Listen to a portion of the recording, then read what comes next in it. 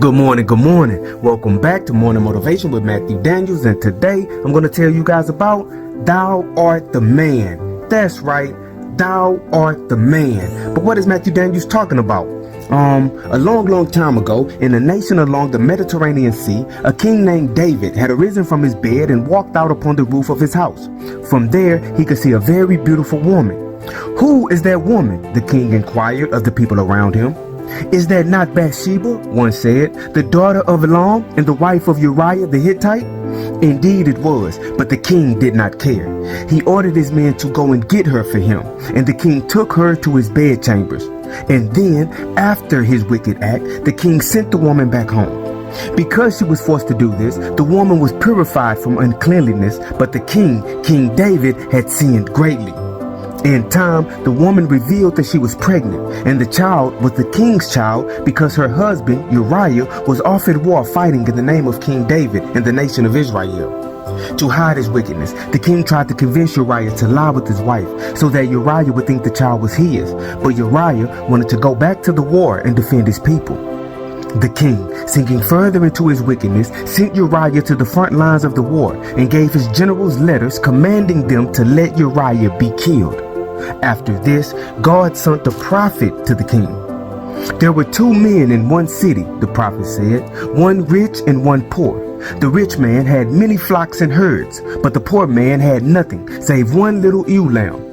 This lamb grew up with the man and with his children. The lamb ate what the poor man ate and drank what he and his children drank. The lamb would lay on the man's chest, and indeed it was like a daughter unto him. Then one day a traveler came to the rich man, and instead of taking from his own flocks to dress for the traveler, he took the poor man's lamb, killed it, and dressed it for his traveler. The king instantly became angered. As the Lord liveth, whoever has done this evil in this land, that man will surely die, and that man shall restore the lamb fourfold, because that man did this thing, and that man had no pity. The prophet pointed his finger directly at the king, King David, and said, Thou art the man. Thus saith the Lord. The prophet then told the king what would befall his kingdom. He was told that the child of Bathsheba would die, and he would have to fight wars all of his days and have no peace. Also, his kingdom would be torn in two. The king begged God to reconsider, but it was too late. All that the prophet said would happen did happen. And so, the morning motivation of today is, Thou art the man.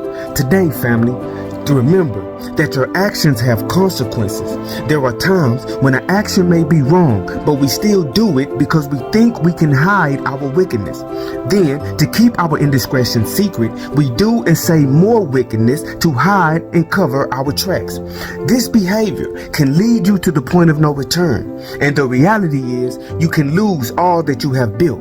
So it is better, I would assume, to not do wickedness in the first place, as opposed to hiding and covering it up. Accountability is real, and your wrongs can't always be made right. Beware of what you say and do. Your today will create your tomorrow. And I know you can do this. Why? Because you are awesome, you are amazing, you are wonderful, and you are great. And you are going to change the world. I just hope I'm still alive to see it, family. I'm out. Good morning.